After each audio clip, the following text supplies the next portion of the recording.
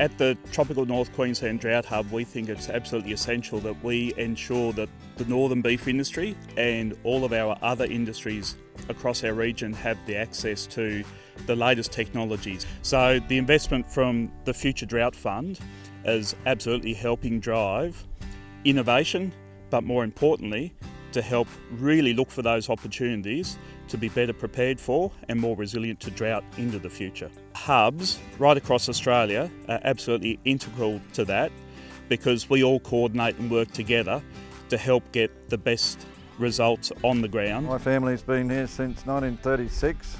Yeah, drought's part of life out here. Preg testing's pretty important when you're destocking. You can make sure you keep your breeders. We're on Fletcherview Research Station, which is James Cook University's veterinary training and research facility just north of Charters Towers in northern Queensland. At the same time as the vet students are doing their normal pregnancy testing, we're also introducing them to AgScent breath testing, preg testing technology. The AgScent Breath is a revolutionary pregnancy diagnostic tool, and it's based off cutting edge technology, which is nanofibre sensing technology coming straight out of NASA. It's a point of care device. You scan the RFID tag so that that's stored as part of the data, and you collect a breath sample from the single nostril. You're going to have a test result within 60 seconds, and that test result will be displayed to you in your hand on the device. But what it will also do is make a record of that sample and that result in line with its RFID tag if you choose, and it will send those results to the AgScent app, where you'll be able to integrate the data with any farm management software, and we can detect as early as 18 days.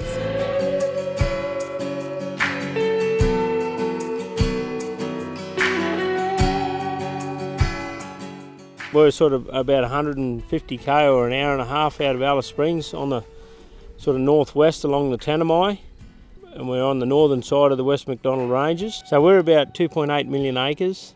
We run about 32 to 35,000 head of cattle across the property, season depending. Years ago there was a lot of big droughts and there was not too many people understood stocking rates and stuff for the land, and then after droughts they'd put too many cattle on it, and they become big areas of scalded country, especially after bushfires, and then you get heavy rain and it'd wash the topsoil off the country.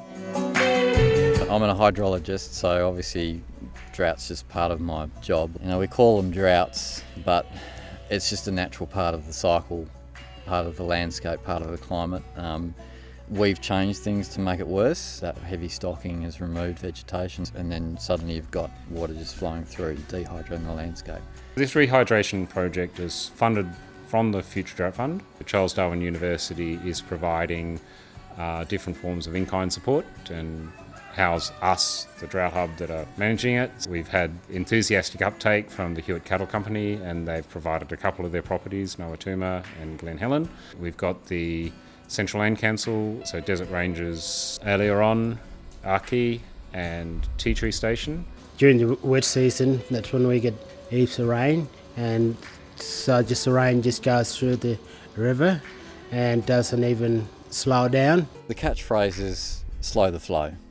So we're basically trying to hold moisture up in the landscape. With these incised creeks, the water tends to just accumulate in the creeks and then run off downstream, which we don't want to happen. So we're providing little chocks in the creek to hold that water up and create a bit of a step, so the water held up behind one structure will reach the toe of the next structure, which protects that structure. So when the water flows over it, it lands on water, so it dissipates the energy, and that stops any erosion. And that storage of water allows a deposition of material, sediment, seed, organic matter into the creek line, back up to what it naturally would have been, which allows water to spill out over the floodplain. At the same time, we're building some structures a bit bigger, which actually brings the water up above the bank of the creek and actually spills it out into a contour, which takes it right out onto the floodplain. And that just makes the whole system a lot more resilient. And I seen it one day in a field day, and I thought, well, one day hopefully I'll be able to, put something like that together. I think it's really important that we not just do it on one property, because dynamics of the hydrology is very different in different properties. I guess in a way we've been lucky to have some strong rainfall in January, which tested the works that we've put in, and glad to say that the works have held up in the main very well. Over at Glen Helen, one of the works there is already showing massive results. It's just a simple ripline contour, which is in that rainfall event has trapped sediment and trapped seeds, and there's been growth around that within sort of 5 to 10 metres of that ripline, re-establishing pasture which was completely bare beforehand. There was damp areas for quite long periods after the rain, which wouldn't have been there before. Just feeling the dirt had a lot of moisture in it, so it's holding that water up more in the landscape than that water would have just gone straight down the creek.